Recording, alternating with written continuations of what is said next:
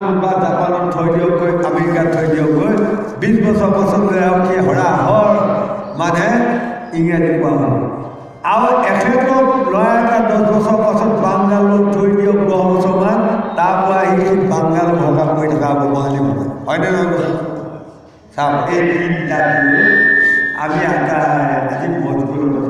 গতিকে এইটো জন্মত এতিয়া যদি আমি ভাগৱতত একমতি হওঁ, তেনেহ'লে নিশ্চয় আমাক অহা জন্মত মনৰ বাঞ্ছা পূৰ্ণ কৰিব। ভকতৰ বোলে কি সামীপ্য মুকুতি, ভকতে যা বিচাৰে এটা ভগৱতে দিওঁ, তাকে কয় সামীপ্য মুকুতি। 5 পদ আছে নহয়, সাজিজ্য, সামীপ্য, সাৰূপ্য, সামীপ্য, আৱ। 5 পদ মুকুতিৰ ভিতৰত আটাইতকৈ ভকতৰ মুকুতিটোৱে হ'ল বঢ়িয়া মুকুতি। তাৰমানে ভকতৰ দুখো নাই, সুখো নাই, বেজাৰো নাই, মানে আনন্দও নাই, হয়নে? নিবিচাৰে সন্মান নাপায়, অপমান য'তে যায় ত'তে শান্তি পায়। এতিয়া আপোনালোকৰ আজিকালি এতিয়া আমি প্ৰমাণ এইটো জন্ম পাইছোঁ নহয়। স্কুল পঢ়ি থাকিলেও মই 13 বছৰ বয়সৰ পৰা এই ধৰণে ঘূৰি ফুৰা খেলাত ওলাই গ'লোঁ। আজি লৈ গৰম বন্ধৰ মাহটো মই ঘৰত নাথাকোঁ, হয় শিৱসাগৰ গৈ থাকিম, হয় মংগলদৈ গৈ থাকিম।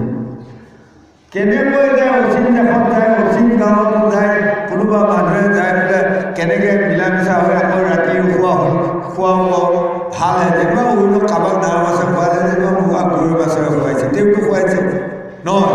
তেনেকুৱা আজিলৈ এসাঁজ ক'তো দুখে নাপালোঁ, 13 বছৰ বয়সৰ পৰা আজিলৈ ঘূৰিছোঁ। এতিয়া আকৌ আহি পোৱাৰ লগে লগে আপোনালোকেও যাচিলেই প্ৰসাদ নহয়, নাখাবলৈ এৰিয়ে থৈ হয়। গতিকে এয়াই হ'ল 3টা। গতিকে 1 নম্বৰত আমি পিতৃ মাতৃটো আগত মানিব লাগিব, সেইটো দ্বাৰাহে বাকী 2টা হয় দেই, মনে ৰাখিব। 1 নম্বৰ পিতৃ মাতৃৰ দ্বাৰাহে বাকী 2টা। তাই এটা প্ৰমাণ আপোনাসকলে পাইছে নহয়, হিৰণ্যকশিপু হিৰণ্যাক্ষ। এতিয়া মই আজি আনা নহ'ল, আপোনালোকে পাইছেনে নাই? মোৰ 17খন গ্ৰন্থ লিখা হ'ল। মই অসমৰ লিখক কথাও কৈছোঁ, আপোনালোকক পাহৰিলি এখন গায়স্ত ধৰ্ম গ্ৰন্থ লিখিছোঁ। এইপিনে কোনোবাই পাইছেনে নাই মই জানিব পৰা নাই। সেইখন বহুত টকা দামৰ নহয়, মূল্য 25 টকা, কিন্তু মোৰ পৰা 20 টকাকৈ দিলে বেপাৰীয়ে 25 টকা দিছে। মই আকৌ য'ত ভাগৱতত যায় দিওঁ 20 টকা দিলোঁ। সেইখনতে ল'ৰা ছোৱালী জ্ঞান বিজ্ঞান, ল'ৰা ছোৱালীৰ জন্ম জ্ঞান আটাইবোৰ কথা তাত পোৱা যায়। ইমান ধুনীয়া মানে গ্ৰন্থ। এতিয়া যেনে শিৱসাগৰ ডিগবৈৰ পৰাও মোক মানে ফোন কৰি জনাইছে এই গ্ৰন্থ পাই পঢ়ি ভাল পোৱা, মংগলদৈ গোৱালপাৰা তেনেকৈ। মই আজি ৰৈ গ'ল, কেতিয়াবা আকৌ আহিব, আনি আপোনালোকৰ মাজত দিম। এতিয়া এই 17খন গ্ৰন্থৰ ভিতৰত মই 16খন লিখি আকৌ এতিয়া এইখন মানে যাতে উঠিওৱা যুৱক যুৱতী প্ৰজন্মসকল এই পৃথিৱীখনত গুণী জ্ঞানী হওক বুলিয়ে মই এইখন বনাইছোঁ। কিয়? হিৰণ্যকশিপুৰ আখ্যানটো মই পাইছোঁ নহয়। যেনে মই হিৰণ্যকশিপু আৰু হিৰণ্যাক্ষ, তেওঁলোকক কাশ্যপ ঋষি দ্বিতীয় যায়, কাশ্যপ ঋষি আউলি বাউলি হৈ তেওঁৰ ওচৰত পুত্ৰদান মাগি কাল সন্ধ্যা সময়ত হেৰিজনা সন্তান দুটা লৈছিল। তাৰ কাৰণে গুৰু গৌৰৱ নামানে অহংকাৰী সতি সন্তান জন্ম হ'ব। সেয়া মোৰ সেই গ্ৰন্থটো পাব। যিসকলে দিনত কোনোবাই সংগ্ৰহ কৰি যদি সন্তান সন্ততি ঠিকি কৰে, তেনেহ'লে সেইবোৰ ডেকা গাভৰু হ'লে 10 কোটি টকাও যদি দিয়ে, তাকো অনাই বনাই খেদি তেওঁলোকে ভিক্ষাৰী কাল সন্ধ্যা সময়ত সন্তান চিধি হ'লে গুৰু গৌৰৱ নামানা পিতৃ মাতৃ নামানা অহংকাৰী সন্তান জন্ম। তাৰপৰা 10টালৈ এইখিনি সময়ত সন্তান কোনোবাই স্থিতি কৰিলে, সেইবোৰ সন্তান সন্ততি আধা বয়সতে মানসিকটো বেয়া হ'ব, পগলা পথাৰত দেখিব লাগিব। তাৰপৰা 12টালৈ এইখিনিৰ ভিতৰত সন্তান সন্ততি স্থিতি হ'লে সেইবোৰ কৰ্মী হ'ব, ধনী হ'ব, শিক্ষিত হ'ব, কিন্তু ভকতি মাৰ্গত নহ'ব। আৰু তাৰপৰা ব্ৰহ্ম মুহূৰ্তলৈ যদি কোনোবাই সন্তান সন্ততি স্থিতি কৰে, তেনেহ'লে সেইবোৰ সন্তানে শাস্ত্ৰ ভাগৱত শুনা, সাধু গুৰু বৈষ্ণৱৰ সংগ লোৱা, সাধু গুৰু বৈষ্ণৱ ভকত অৰ্থাৎ শিক্ষাও হ'ব, জ্ঞানীও হ'ব, আটাইটো হ'ব। এই ধৰণৰ কিছুমান আমাৰ ভাগৱতেও কপিল মুনি আখ্যানতো দেৱতী মাতৃৰ কথা অলপমান আছে, আৰু তাকো গুটিয়াই দিছোঁগৈ।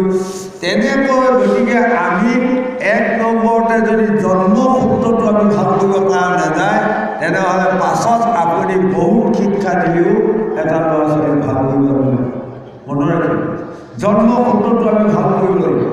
জন্মসূত্ৰটো বেয়া হ'লে আপুনি ডাঙৰ হোৱাৰ লগে লগে পিতৃ মাতৃ কথাই নামানিব, তাক আপুনি কি বুজাব?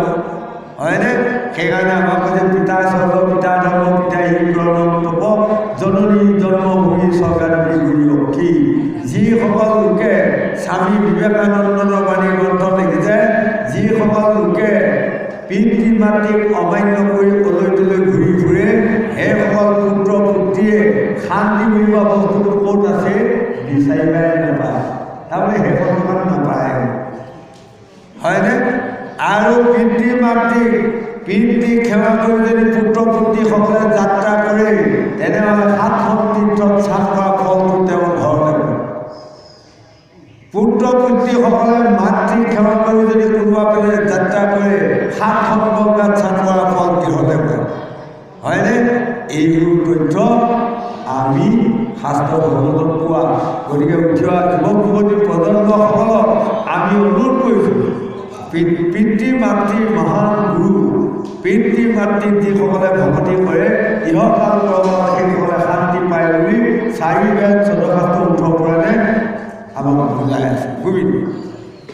গৃহা কৰি বহু দেৱ গৃহে যাইবে চিতে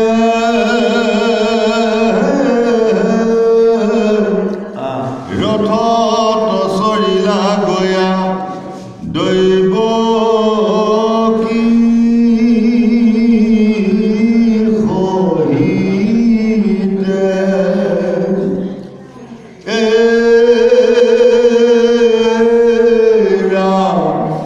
দেখি কংস ৰাজা ভগী নিৰপ্ৰীতি কৰি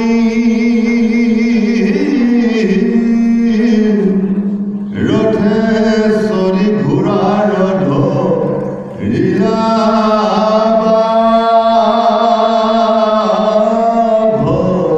ভজনী বেহি যাই সুবৰ্ণৰ ৰথে কশত মৃদংগ গুমুখ শংখ বাৱে নানামত ঘোঁৰা ডকাই যাই কংস চৰিয়াৰ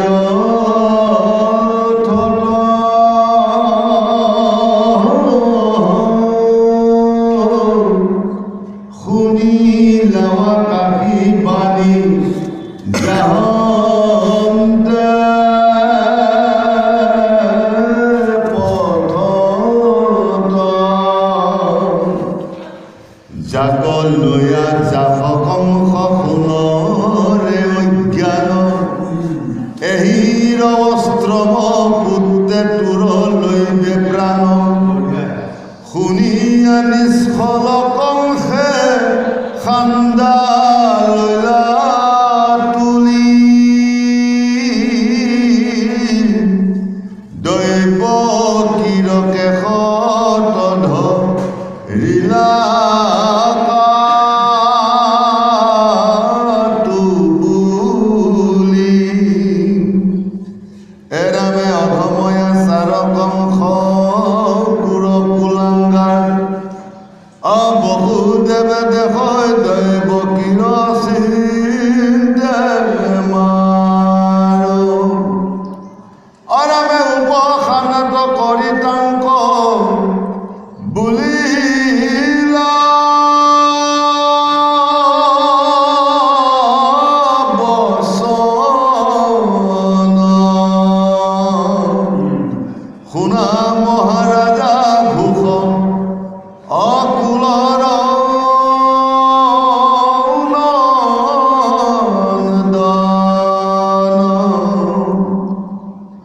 তুমি যেন ৰাজা তাক জগতে জানে তোমাৰ গুণ কবিৰ সকলে বখানে কোনো সতে ইহা নচিন তিবে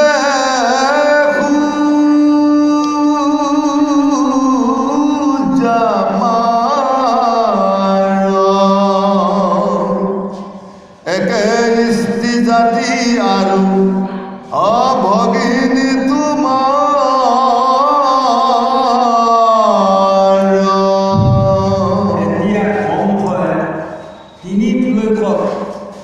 কাৰণে বীৰত্ব দেখুৱাইছিল, গৌৰৱ দেখুৱাইছিল, অহংকাৰ দেখুৱাইছিল যে মোৰ এজনী ভনী ককায়েকে যে এজনী ভনীয়েকৰ ওপৰত কিমান ডাঙৰ চেনেহ আছে, সেই চেনেহটোৰ কথা মই দেখুৱাম।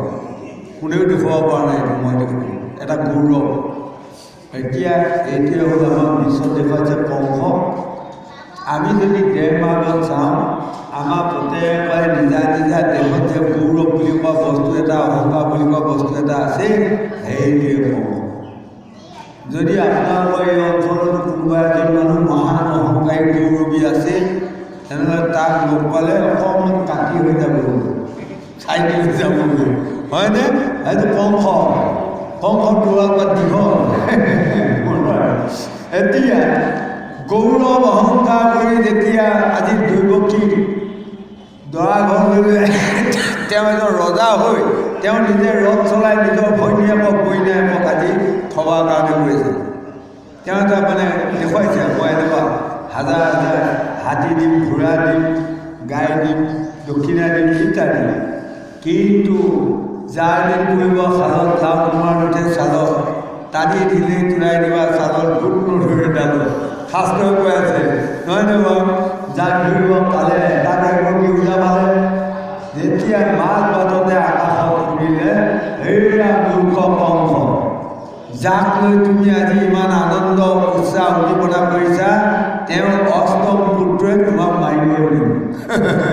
দিলে নহয় লগাই দিয়াৰ লগে লগে সেই কথাটো কাণ দি লৈছে। তেতিয়া কোৱা যদি এই দৈৱকী গৰ্ভত জন্ম হোৱা ৮ নম্বৰ পুত্ৰটোৱে মোক মাৰে, তেনেহ'লে ইয়াৰ এটাই বুদ্ধি, আজিয়ে যদি এক কাটি কৰিব যায়, তেনেহ'লে এওঁক গৰ্ভত জন্ম ল'ব নোৱাৰে, তেনেহ'লে মই বাচিয়ে যাম। এই বুলি থাপ মাৰিছিল, ধৰি লৈ পেলাই তোৰাল দাঙি আহিলোঁ। লোৱাৰ লগে লগে বসুদেৱে দেখিলে কথা ক'ব নোৱাৰে। ৰজাটো হাই পাৱাৰ আছে গোহাঁইসকল ন, ৰজাই যি ইচ্ছা তাকে কৰিব। আজি বসুদেৱে যুদ্ধ কৰাৰ ক্ষমতা নাই কৰিব। সেইকাৰণে আমাক কৈছে ৰাজনীতি, ধৰ্মনীতি, শিক্ষানীতি, অৰ্থনীতি, সমাজনীতি, এই 5টা নীতিৰ ভিতৰত আটাইতকৈ শ্ৰেষ্ঠ বা ডাঙৰ নীতি কোনটো? ৰাজনীতি। ৰাজনীতি ক্ষমতাৰ পিছত ডাঙৰ ক্ষমতা নাই। তাৰ প্ৰমাণ আপোনালোকে এইটোতে পাইছেনে নাই নেজানি, পাইছে কি জানি, কোনোবা উপনীতি কৰিছেনে নাই নেজানি। এই আজি কিছুদিনৰ আগতে মন কৰিছে, একে ৰাতিৰ ভিতৰতে 500 টকীয়া 1000 টকীয়া নৰেন্দ্ৰ মোদীয়ে নচলা কৰি পেলালে। প্ৰমাণ পাইছে ন? পেপাৰ পত্ৰই কিমান লিখিছে, কোটি কোটি টকা ভাৰতৰ লছ হ'ল বুলি। কিন্তু নৰেন্দ্ৰ মোদী কচুপাত চুপাব আহিলেনে কোনোবাই? মই গাঁৱলীয়া ভাষা এটা কৈছোঁ আৰু, হয়নে? আমাৰ গাঁৱলীয়া ভাষাত কয় নহয় কিছুমানে, যা যা কচুপাত চুপাবি যা উপায়। কিন্তু নৰেন্দ্ৰ মোদীও কচুপাত এটা ফুটুৱাব নহয়। সেইটোকে কৈছে ৰাজনীতি, ৰাজশক্তি। আজি কংসই তোৰাল পাত লৈ যেতিয়া কাটিব ওলা, বসুদেৱে দৈৱকীৰ মুখখন চাই অভাৱ লাগি তোমাক ধন কংস হৈ ধৰিছিল। আৰু এটা কথা হয় দিয়কচোন, আমাৰ ডেকা গাভৰুসকলে বুজি পাই আছে বা যিসকলে যিগৰাকী পত্নী বা স্বামী আজি সমাজ সাক্ষী কৰি বিয়া হৈ গ'ল, বিয়াৰ পাছত যদি আহোঁতে যদি বাটত কোনোবাই এটাক মাৰি পেলায়, তাৰ ইহঁতজন্মে পৰজন্মে তাৰ শান্তি আহিবনে? আজি বসুদেৱে কংসক তুতি কৰিছে, মহাৰাজ আপুনি সকলো জানিও যদি আপোনাৰ ভৈনীয়েকক কাটি পেলায়, কিন্তু ইহকালে পৰকালে মই এইগৰাকী নাৰীৰ বেজাৰ চিন্তাতে কিমান ভ্ৰমণ কৰি ফুৰিম তাৰ গতিকে আপুনি এজন ৰজা হৈ চিন্তা কৰক। আকাশৰ বাণীটো শুনিছে, দৈৱকী আপোনাক কাটিব বুলি কোৱা নাই কি? দৈৱকীৰ গৰ্ভত জন্ম হোৱা সন্তানেহে তোমাক মাৰিব। কিন্তু এপিনে দৈৱকীক ধনী আৰু এপিনে নাৰী লাগে। এগৰাকী নাৰী মাৰিলে যিটো পাপ লাগে তাৰ দুগুণ পাপ আপোনাৰ গাত লাগিব। আজি বসুদেৱে বুজাইছে, এপিনে নাৰী বধ পাপ আৰু এপিনে ভগিনী বধ পাপ। এই কথা কৈ আজি কংসক বুজাব পৰা নাই। কংসৰ কাৰণ আগলৈ মোৰ মানে নিঃসন্দেহ হ'ব লাগিব, মোৰ বৌৰী যাতে জীয়াই নাথাকে। হয়, সেইটোতে আমাক কৈছে ধৈৰ্য, সৌৰ্য, ক্ষমা, দয়াৰে চাৰিটা বস্তু। আপোনাসকলে আমাৰ উঠি অহা ল'ৰা ছোৱালীসকলক ক'ব, আজি আপোনালোকৰ ভাগৱতৰ ল'ৰা ছোৱালীক নাই, সিদিনা মঙলদৈত এটা বৰ ভাল লাগিল। বহুত ল'ৰা ছোৱালীবোৰ মানে ভাগৱতত আছে, সেইবোৰৰ বৰ ভাল লাগিল।